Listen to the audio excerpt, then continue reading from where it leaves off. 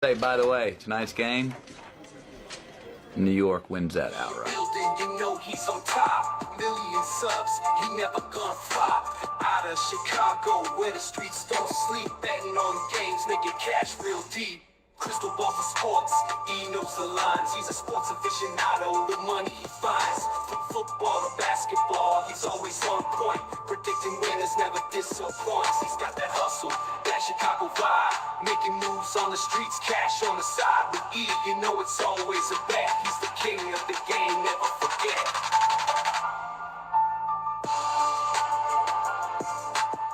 Hello and welcome to the Etoft21sports show for March 25th. How is everyone doing? My name is Erik. I'm the man behind Etoft21sports. Absolutely loaded episode for you today. My boy Tyler, aka King Midas Bets. We are going to share our MLB futures, plus give some Sweet 16 bets. And Gino has his horse racing bet of the day. But before we get into all that, I would like to say thank you to the sponsor of the show, JustOutTennis.store. Go to JustOutTennis.store, use promo code ETOFT21 for 10% off, and go to Prop Hex, use promo code ETOFT21, 2% back on all your wagers for the first 30 days. Gino's got a horse racing bet for us from Gulfstream. Let's go ahead. Let's see what Gino's working with for this weekend. Saturday is the big day at Gulfstream Park. It's the Florida Derby. So these are the horses that are trying to qualify for the Kentucky Derby. Race 14 on Saturday is the Florida Derby, and I absolutely love a horse in here that I've been waiting for a while. I think he's one of the better horses in this age group. That's Tappan Street. So he wins his career debut. Then he comes back in his second start in the Holy Bull. He was hooked a little bit wide. He made an early move. He ran a really good second. He took the lead. He just got a little bit tired. It was his first start going longer. Since the Holy Bull, trainer Brad Cox decided to skip running in the Fountain of Youth and instead just really work on this horse in the morning. And you can see he's had a steady tab of workouts. He's been working with older horse, Saudi Crown, who's actually a graded stakes winner.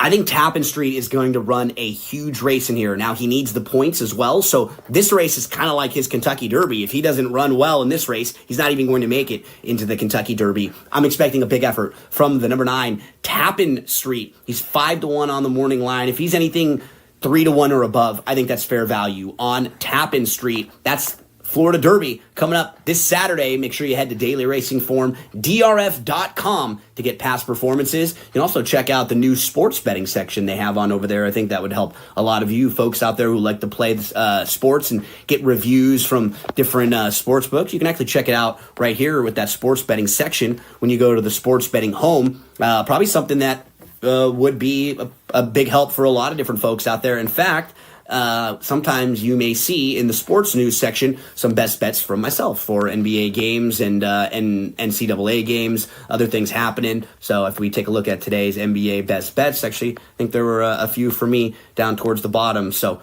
best of luck, everyone, playing the races this weekend, and make sure you head to drf.com for some help with those of you who play the sports. Make sure to give my boy Gino a follow at It's Me, Gino B. Also, check out drf.com. Lots of good stuff going on over there. Now, let's welcome this week's guest all the way down from lovely Austin, Texas, my boy, Tyler. Tyler, what's up, my man? How's it going? Glad to be back on the show. Dude, I thought of you. I woke up to snow. Snow on the ground, dude. Had to dust off the car. I'm on visiting the family this week in Michigan, had to dust off the car. And I thought of you. I was like, he's probably in shorts right now, walking around in 80-degree weather, and I'm freezing my ass off, dusting off my car in Michigan. So mowed my lawn. It was about 90 degrees today. Hit about 90. So. It felt like 14 outside here today. It was so goddamn cold. I hated it. We're heating up. Speaking of heated up, Major League Baseball is starting. This is one of my favorite episodes because what we do is we are going to give our futures out. I have my 3 favorite ones. If you visit Etoft21sports.com, all my futures with logic and reasoning, not just, hey, I bet team A, but no, I bet team A because are out on that. Make sure to check that out. But I'm going to give my 3 favorite. Tyler is going to give his 3 favorite. So let's jump right into it. And I absolutely love this one. Lay it on me, big dog. Yeah, for sure. So Royals hit unexpected high win total of 86 last year, and they've really not done anything to indicate that was anything more than just a fluke. You can go up and down their roster. They've got Bobby Witt Jr. They've added a reliever here and there, but overall, they're a roster with very little depth. In terms of the starting lineup, you're looking at 6th through 9th, not a lot of potential run production there. You're looking at a team that is going to be very ill-equipped to handle any injuries that come up, especially to Bobby Witt Jr. They are a one-man team with him at the moment. He is actually the AL MVP betting favorite at the moment, which is hard to even imagine when you have an Aaron Judge, for example, in the American League. That Bobby Witt Jr. is actually the betting favorite right now. If he misses any type of extended time, this bet just automatically cashes. Even if he plays the full season, I think that there's just not enough depth for them to pull off what they did last year. I don't think the division's going to be very tough. I think that's the one thing that they do have going for them. But I think this line is at least 5 games too high. This was when you said 3 baseball bets or futures, this was the first one that I circled. I got into it like I did a baseball show every Friday during the season, and I noticed that when we looked at the splits of the Royals, what they were doing at home versus what they were doing on the road was absolutely insane. And I had a theory that there was like some shenanigans going on, and I had Royal fans in my DMs telling me that I had no idea what I was talking about. And speaking of Royals fan here, boo. Nothing. But here's the thing. We need to remember when we give these bets, look, we don't dislike your team. We're just betting against them. We just saw an angle. Royals greatly overachieved last year. Yeah. Tigers are going to be better. I think the Guardians are going to be better. Twins are a little bit of a wild card. White Sox, big question mark. Could be some new ownership, so really don't know what they're going to do. But, yeah, I actually like this one, and this is actually one I was looking at. Anyone that knows me, like we already first comment, I'm here for the woo love. Anyone that knows me knows how much I love this kid. Like this guy has funded my last 2 summer vacations. Give me Brian Wu, Cy Young, 55-1. If you've been following me for a while, you already know I love Brian Wu. This guy is single-handedly funded vacation for me, and I'm riding with him again in 2025. Massive leap forward with the Mariners last season, 9-3 record, 2.89 ERA, 121 innings across 22 starts, and control elite. He had a 0.9 whip, a 2.6 walk rate. That's just how you win. Also, the analytics back it up. At his average exit velocity, 87.7 miles per hour. Hit rate, only 34.4. Those are major improvements from his rookie season. His expected batting average held steady at 220, and his expected slugging percentage dropped to 317.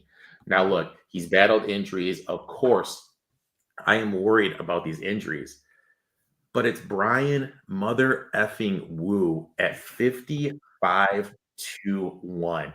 And I really feel like you're going to talk about another Mariners pitcher who's 16-1 in the betting market right now to win the Cy Young. But if you just look at what Wu was able to do when he's healthy, he's one of the best pitchers in the game. And if the Mariners win the West, which is capable because I think it's wide open, and he has a good year, he's going to be in the category. You know what I mean? So I'm getting 55-1. He's proven it to me. Brian Wu, 55-1, my friend. Hey, I'm not going to argue with you. I'm about to jump on the Wu train myself. I mean, I love Brian Wu. Next one, my friend.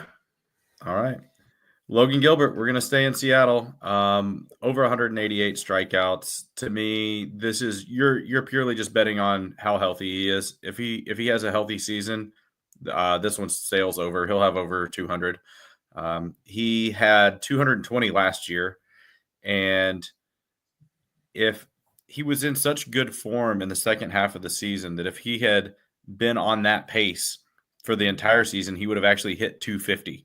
So when they put this lineup at 188, I was all over it, just like that Royals under. He had 6 or more strikeouts in 18 of his last 20 starts last year. And then if you look at just kind of his career trajectory, he's going more innings every year. So if you go back, you can go all the way back to 2021. He had 119 innings. 22, he had 185. 23, 190 innings. 2024, 208 innings. And the strikeouts are going up every year as well. 128, 174, 189, and then last year, 220. This guy is absolutely improving as he just rounds into his veteran status. And interestingly enough, the Mariners struck out more than anybody last year on the batting side. His biggest disadvantage in terms of who he's facing is that he can't face his own team. But after that, they're going to play a ton of games against the A's. And the A's are always, with their current state of baseball and how the A's roster is, they're always going to be a top 5-ish strikeout team. So when you factor in that he's going to get a number of starts against the A's where he can just rack up Ks, to me, it's a no-brainer. If he doesn't stay healthy, then yeah, he's not going to hit it. But he's pitching more innings and he's staying healthy every single year, and so there's no reason to think this year's going to be any different. We can make the case that the Mariners have the best pitching staff in the game right now. Yeah, the best starting pitching staff, and that can easily carry them. Obviously, a little bit worried about it, but I think Gilbert's in line to have an absolutely huge season along with my boy Wu. My next bet, I'm staying in the West. I'm taking the Houston Astros not to make the playoffs at plus 145. This team is trending in the wrong direction. 188 last season, got swept by the Tigers in the wild card round, only managed to put up 3 runs in 2 games.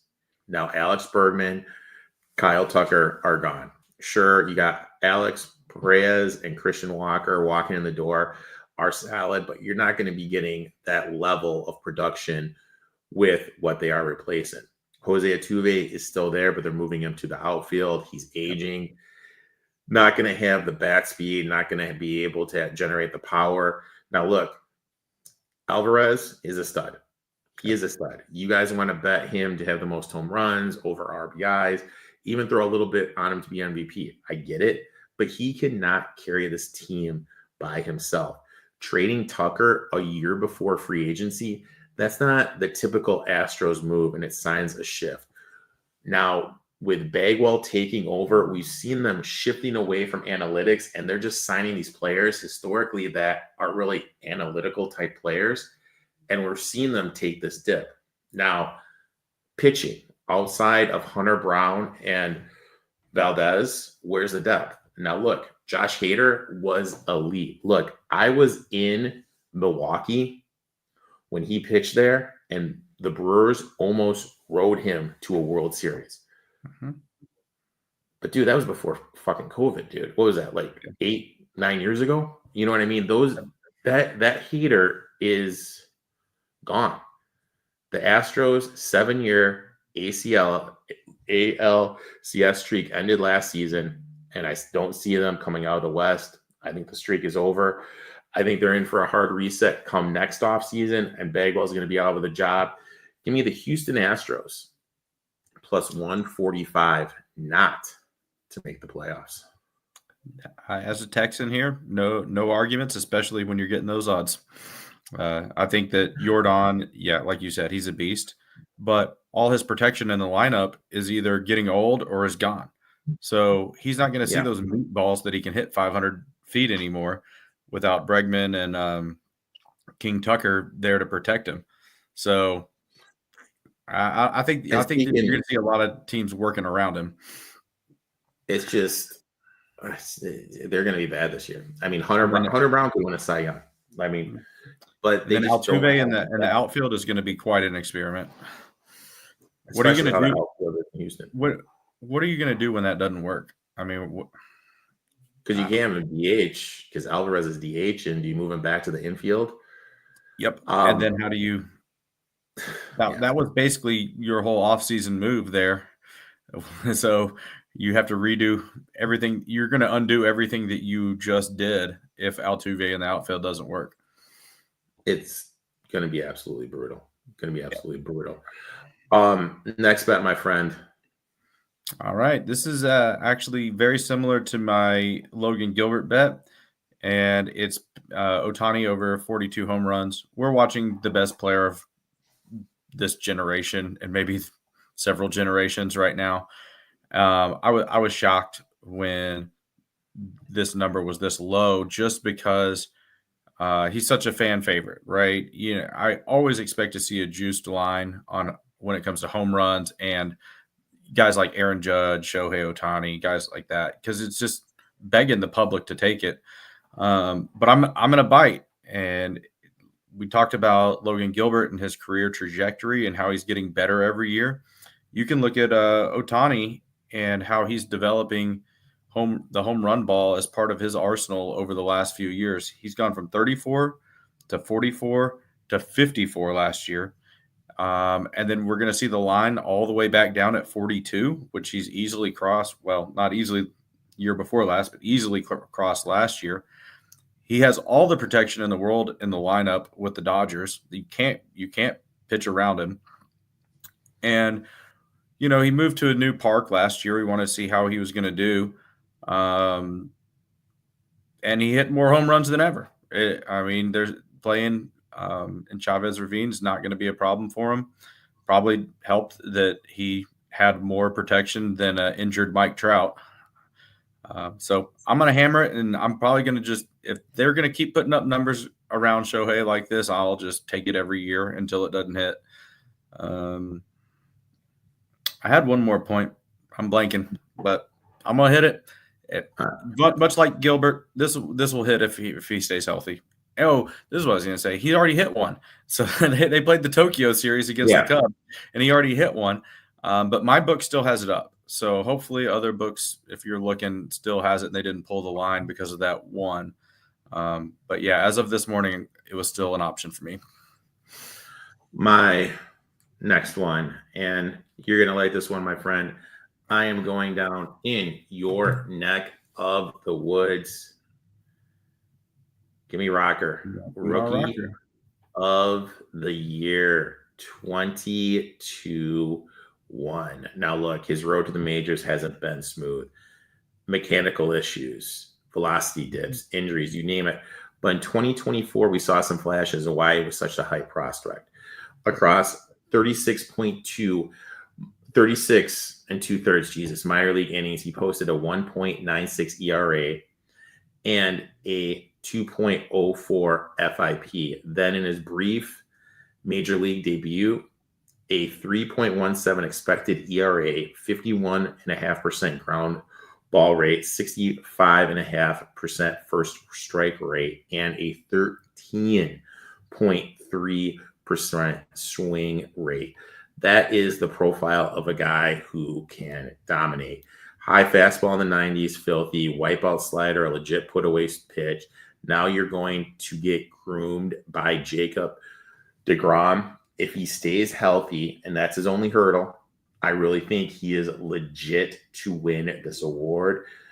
Rangers, strong defense. Rocker has serious K abilities. In his first start, I believe he pitched 3 innings and had 5 strikeouts. Can't argue with that. Hello? 3 innings, 5 strikeouts? Hello? This kid's electric. Media is going to fall on the strikeouts. And with how good the Rangers are defensively, that's going to put another feather in the cap. And the thing I like doing, I'm going to give this one out too. Wyatt Langford, MVP, 50-1. You see these teams like the Rangers or the Mariners who could do good. even Riley Green with the Tigers. Latch on to one of those guys where if the team does good, you can make a case for an award. Like Langford, 50-1 MVP. Riley Green, 70-1 MVP. Doing the same thing here with Rocker, 20-1 MVP. And that's it, man. That's my last future. That's the one I like the most. And you know what? I have 7 of his rookie cards, so I hope he balls out. Betting on him in multiple ways.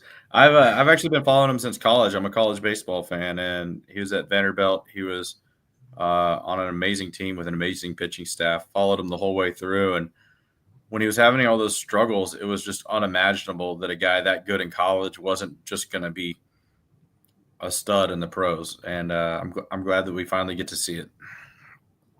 Now, let's go ahead. Let's shift our attention over to some college basketball. And you're starting us off, and I really hope you write this one because I hate the University of Michigan.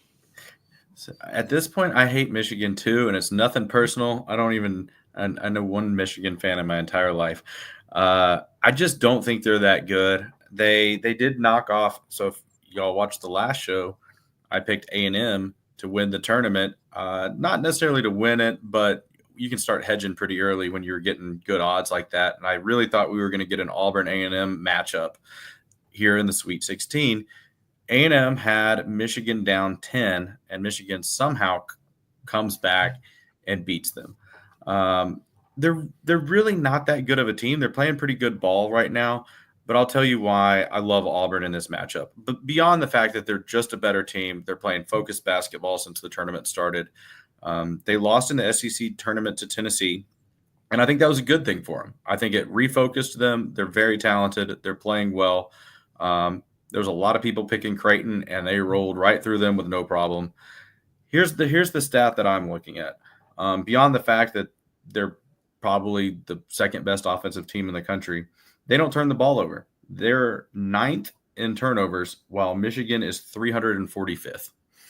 If those stats hold true at all in this game, Auburn will win this game by 15 plus points. I don't really see any way that Michigan's gonna stick with them. They're a very low 3-point percentage shooting team. They're 216th in 3-point percentage. They do have the one big guy. They've been able to kind of get under some team skin with that guy, moving him out, giving him the ball near the free throw line and letting him pass.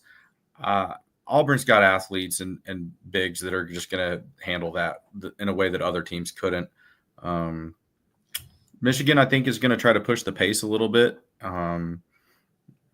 as a way to kind of counteract some of this. But Auburn too much. Michigan's going to push too much, and then that's going to result in that turnover gap widening over time. So I'm going with Auburn. Do you look at shot quality at all? Yeah, of course. I mean, Auburn's going to be one of the best teams in the nation. Like offensive efficiency, shot quality, things like that. They're always going to be up there. So let's take a gander. Game against Purdue. Shot quality graded as a loss. Purdue's best 3 guys, 0 of 11 from the floor. The Maryland game, look, they graded that as a half-point victory. I have no idea why I have balloons coming up right now. Game against Wisconsin, they graded as a loss. Game against UC San Diego, graded against a loss. This team's just running hot. Now, look, there's sometimes stuff happens like this. Last year, Kansas State was one of those teams, just got hot. They were making shots they normally don't make.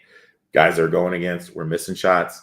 Now, I think this is about to run out just because of how bad they've been with the turnover-wise and how elite Auburn's guards are. I think that's going to be the difference in the game. But I totally like this one too. My next bet, and oh my God, I hate the fact I did this one. Give me BYU plus 5.5. First off, let's talk Nate Oates as a favorite. Since 2020, 30 and 42 ATS, 42% when laying points. Now, 44, 50, and 1 ATS. This is in his career when he has 4+ days to prepare. Those numbers really don't inspire confidence in me. Now let's look at BYU. Since February 10th, 11-1 straight up. Per Bartovic, fourth best team in the country.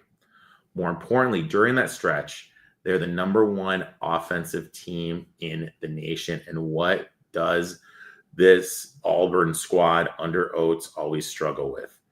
Defense. Auburn allows offensive rebounds, 29% of misses, which ranks 154th in the country. That's a weakness BYU could exploit, especially with Double K anchoring the paint. He's going to be critical here because Auburn likes to attack the rim, and he's an elite rim protector. As long as he can stay out of foul trouble, I really think it's going to hold up and make life difficult for the Crimson Tide. I mentioned Alabama's defense over the last 10 games. 80 points or more 7 times, 90 points or more 4 times. I don't think this team is built to get stops. BYU, one of the best finishing teams at the rim, something St. Mary's failed to do. I tweeted out, if St. Mary's could make a 4-footer, they would win this game. They missed so many bunnies. Shot quality report actually had St. Mary's winning at halftime and covering the game. They just couldn't finish at the rim. Another big question mark, what are we going to get from Nelson? Played 28 minutes last game. How is his leg going to hold up in this fast-paced game and not playing? So that means he really is not in shape. Look, BYU's playing at an elite level. Auburn can't get stops. History says Oates struggles to cover in these spots. I will gladly take BYU here, plus 5.5. What do you think about the money line there? I'm always going to sprinkle on the money line. Yeah. Look, anytime I play a dog in these tournaments, I always sprinkle on the money line. Also, since the postseason started, you'll never guess what has been my most profitable team, and they're not even in the NCAA tournament. Since the postseason started? Postseason. They're in the NIT. They play tomorrow, my man. I don't know. You got me. Dude, give me the UAB Blazers, dude. Oh, yeah. They've been great down the stretch. Dude, hit the 280 money line against St. Joe's, 250 money line against Santa Clara. Now they're playing Cal Irvine tomorrow night. All day, man. All day. Next bet, my man. And you know what? I like this one too. Florida. So before I get into this, I think it's worth noting that this tournament has just been all chalk. And for those of you that don't know what that means means favorites winning at a very high percentage compared to other tournaments. I think what we're seeing is because of NIL and because of the transfer portal, we're seeing all the talent is ending up at the best universities with the most money to spend. That's why the SEC was so dominant this year. And even amongst tournament teams, all the top teams are, I think there's a group where your 1 and 2 seeds are a lot better than the lower seeds. Florida, possibly the most complete team in the tournament, facing off against a Maryland team that probably shouldn't even be in this round.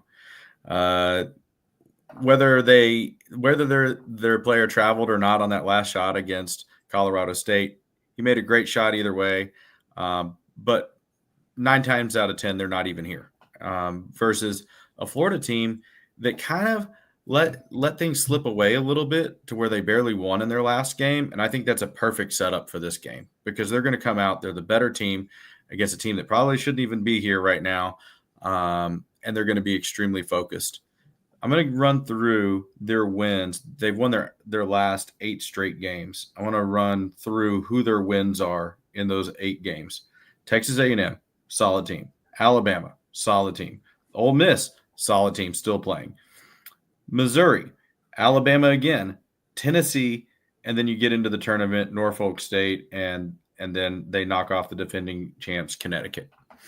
They just ran through an absolute gauntlet with very little issues. A lot of those wins, I mean, the Ole Miss win, Ole Miss still playing. They beat them by 19 points. Missouri, tournament team, they beat them by 14 points.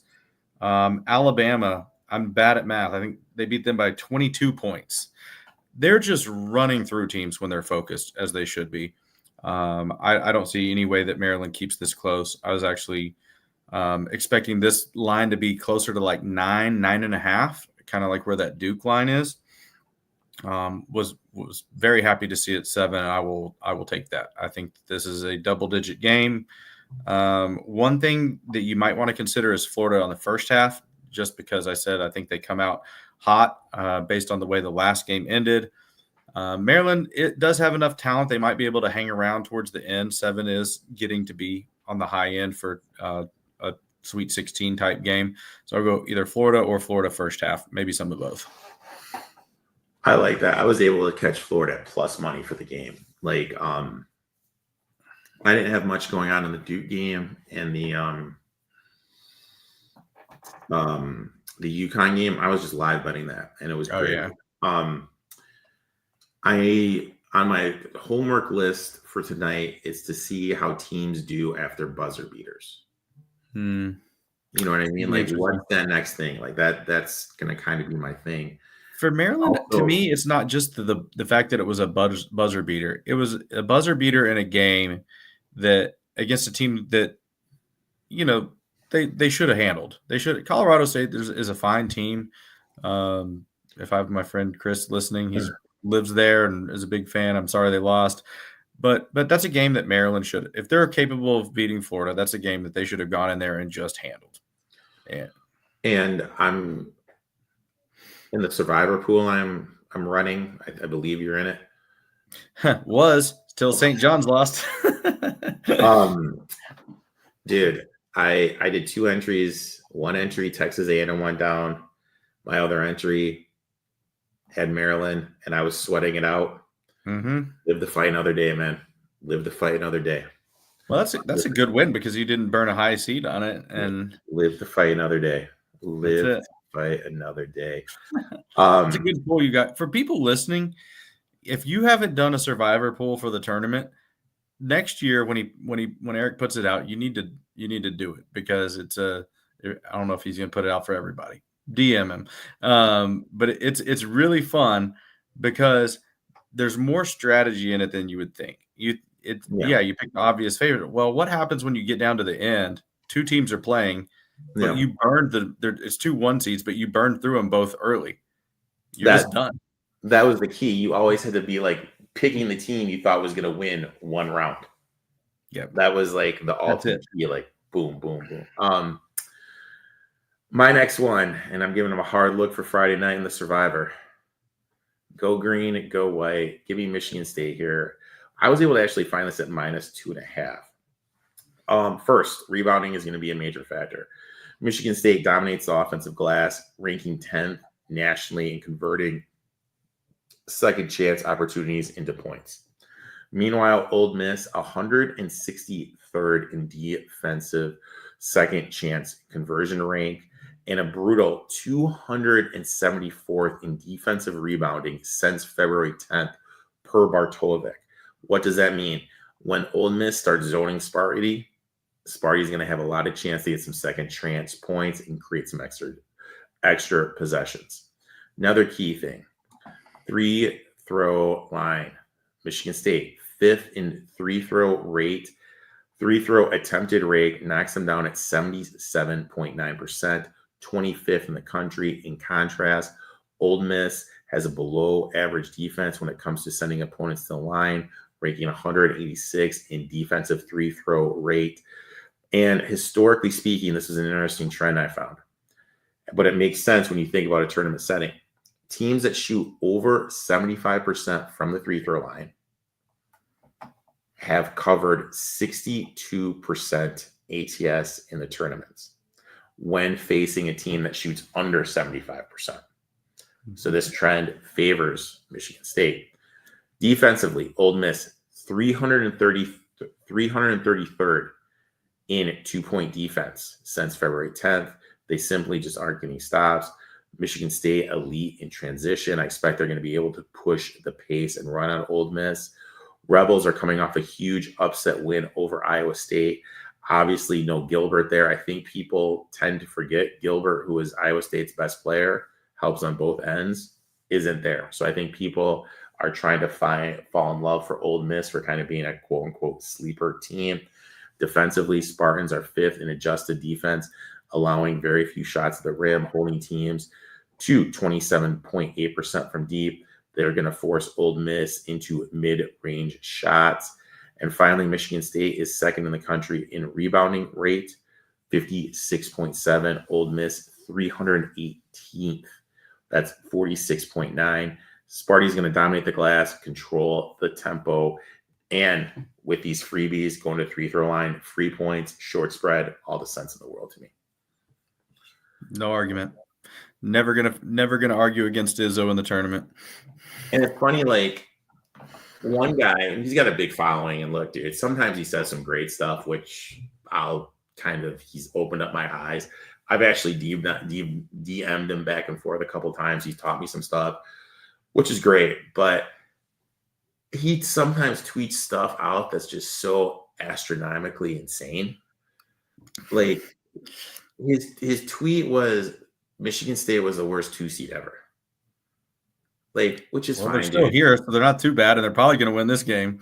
How many 2 seeds lost? Michigan State was a 2-seeded, lost to Middle Tennessee during the Valentine days. You know what I mean? Like Florida Gulf Coast were a 15 seed. Coppin State, Oral Roberts. Like what? What? Nah. But anyway, that's that here or there. Last bet, my friend. Absolutely. I'm going Duke team total over 81.5. And I really think they cover the spread in this game too.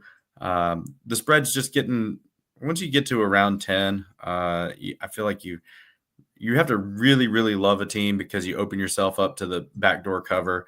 I really love Auburn, so I was willing to do it there. I think the better play here is Duke team total over. They've put huge numbers up on a lot of teams this year, 90, 100 points, no problem against some pretty good teams.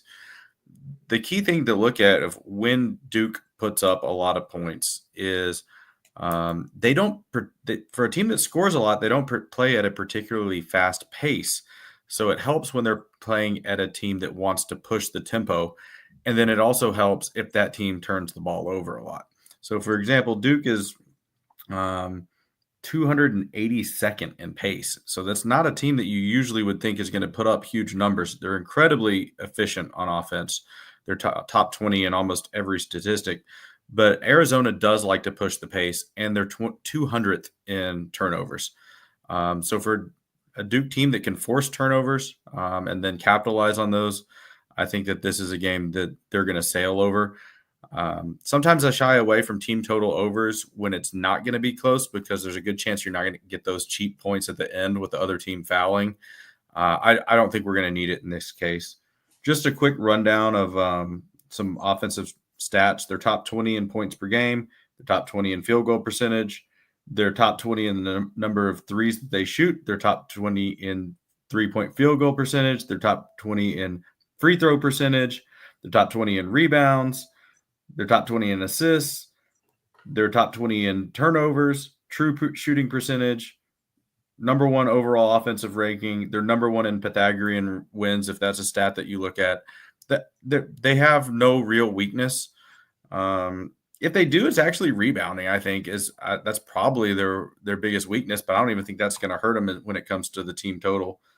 And then if somehow this game ends up closer than we think, I think that only benefits the team total because maybe we're going to get some cheap fouls at the end. Duke, someone said this in one of the chats I'm in, giving UConn vibes, and I get it. I mean, they just look tight right now. Even when Cooper Flag went out against UNC, they still put up the score was 81-82 when that kid made that line violation. So they're still able to put up points even when he's out. Yep. I was talking to my friend Brad, and I'll ask you this. Of the teams remaining, who are the teams, the top 3-4 teams you can see beating Duke? The 1 seeds. In all honesty, the 1 seeds are it. I like all the 1 seeds. I think Houston can turn it into a dogfight. Just with their style of play, I think that they could, because they would slow it down drastically, and then you go Duke's slow pace of play when they're not playing a fast-paced team, then you really limit possessions. And anytime you limit possessions, you're going to have a better chance. Nobody's going to run away with a game like that. Auburn has the talent to compete with them. I think I would probably take Duke over Auburn.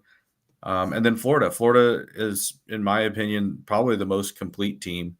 I know that a lot of people are going to be down on them a little bit because they only beat UConn by 2. But you got to remember, UConn, the tournament history they have over the last few years, they were never going to be an easy out. So, no, I mean, I wish I could say that it was going to be I wish I had some off-the-wall pick for you, but in all reality, it's the 1 seeds. I think they all have the best matchup. So here's a top 5 I made the case for. I feel you have to say BYU because of the shooting variance. If it's one of those nights where BYU is going 18 for 36 from deep, they're going to have a chance to win. Yep. So obviously there. I wanted to look for a team that could gum it up, and that's my next 2 teams. Michigan State at 4. I think they could gum it up. They could make the game dirty. They have the depth. They would need Duke not to make threes. They would have to shoot well, and they have to control the glass. There's a lot of variances, but you have a great elite coach in Izzo. 3, Houston, gum up the game, slow down the pace, control it. You could maybe make the same case for Tennessee almost in a similar way that you would for Houston. Yeah. Just with the defense. Now, my number 2 comes with a big asterisk. It says, if healthy. Texas Tech. Yeah. Shoot threes. They can defend. They have NBA players. They have the athleticism to hang with Duke. And we need to remember that this coach last year, whose name obviously now when I need to know I'm spacing on, he was at North Texas where he played a very slow down pace. So we could see him maybe say, hey, look, we're not going to try to win. We're going to milk the clock. They have elite guard play. They won at Houston. So this team is battle tested. Number 1, obviously Auburn. Like if I were like, those would be my top 5 teams that I could see beating Duke. My last and final bet. Look, dude, I was able to find 3.5 at BetMGM this afternoon, and I did a backflip. Now I know Rick Barnes gets a lot of shit, but I found this stat. On 4 days of prep or more, one of the most reliable coaches as a favorite. Over the last 5 years, 49 and 31 against the spread, 61%, second best mark the last 20 years, which is pretty good. Kentucky's defense, it has looked strong in the tournament. Yeah. But does that have more to do with the teams they've played simply not making shots, or rather their defense being elite? Since February 10th. They're getting a little healthy now. 337th in 2-point defense per Bartolo. Major concern against a Tennessee team that thrives near the rim and in the mid-range. Tennessee, significant advantage in second chance points, ranking 65th nationally and converting offensive rebounds into scoring opportunities. On the flip side, Kentucky, 285th in defensive rebounding, meaning they're unlikely to get many opportunities to limit Tennessee's second chance points. Kentucky also, I know you said they're getting healthier, which they are, but no Robertson, Butler's still a little bit banged up. And weird game against Illinois. Illinois, turnover after turnover. They would climb close and they make the basic mistake in the world. Kentucky would go on the run, and then Kentucky started off the second half going 10 and 11. Look, there's just some games in basketball, if a team goes 10 to 11 to start the second half when they're up by 10 at halftime, you just don't have a chance. Yep. Now, are they going to be able to do that against the Tennessee defense? I don't think so. Now, when we look at the last time they met, Tennessee led by 2 with less than 5 minutes to play at Rupp, but collapsed down the stretch, missing their final 5 3-point attempts in a game that Tennessee took 15 shots in the final 5 minutes, 20 seconds, and 14 of them were 3.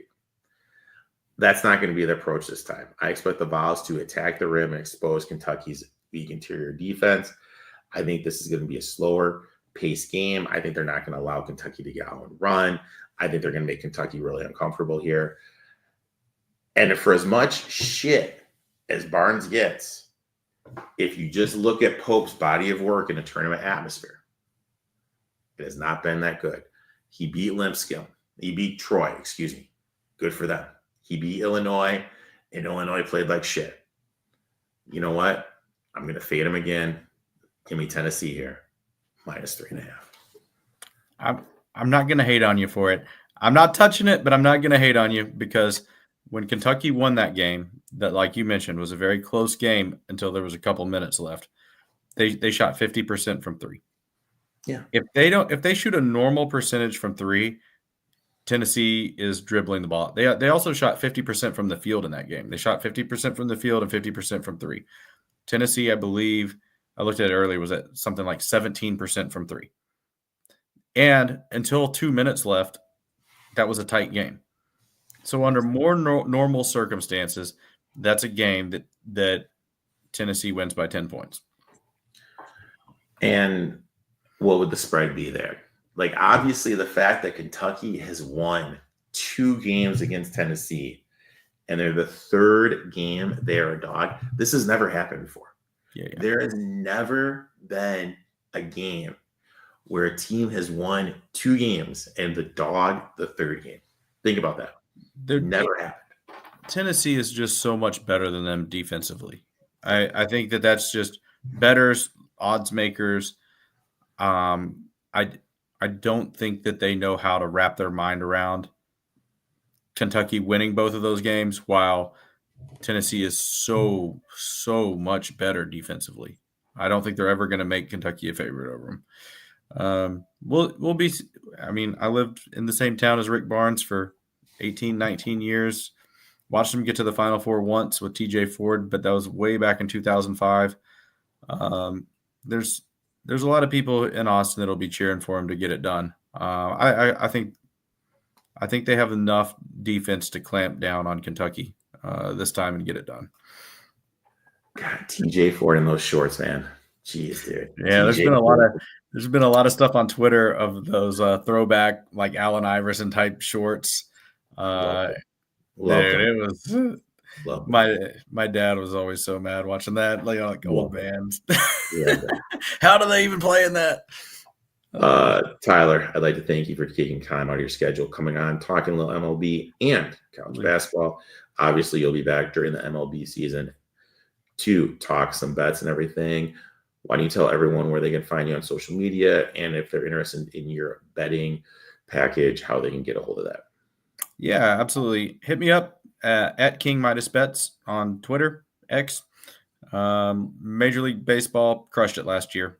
$50 better, finished up, I think up around $800 when it was all said and done. Played about anywhere between 2 and 5 games a day, so hundreds of games over the course of the season. Got better as the season went on, and was up over for $50 a game better. Was up over $1,000 for a good portion of the season, but ended up I think at around $800 ahead. So if you wanna jump in, I can tell you I don't charge that much, and so if you're about a $50 bettor, you were going to come out way ahead on that deal. So we can talk college basketball the rest of the way, and then we just roll straight into Major League Baseball. And if you go with me, you get all picks. So when Major League Baseball is wrapping up, we get college football, we got NFL.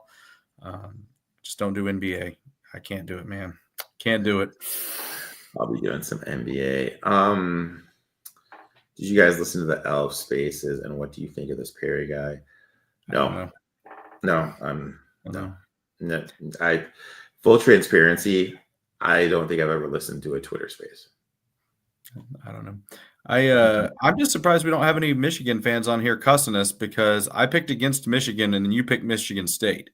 So I thought we'd get somebody riled up. All my friends are Michigan State guys, so they won't say shit. So I have a loyal customer and follower who every time I DM him a play that is Michigan, he won't bet it. I have a couple of guys that follow my stuff, and there's a couple teams, and if I bet against them, I get blown up, say I'm an idiot, I don't know what I'm talking about. Mm-hmm. And the thing is it's like when we bet against you guys as teams, it's numbers. Yeah, it's numbers. It's Like, numbers. look, I'm wearing a Michigan State sweatshirt right now. I bet New Mexico +4 for the first half Mhm. and +7.5 for the game. Like it's my money. Yeah. That's just what I do. But anyway, give Tyler a follow at King Midas Bets. Hit him up on X if you're interested in his package. He is still working on his Instagram and TikTok game, but he'll eventually get there. Get there. I'll be back next week talking Final Four. Make sure to check that out. Until next week, boys and girls, let's make some money. Let's cash some tickets. Good luck to you and my bets, my friend, and we'll talk soon. Good luck.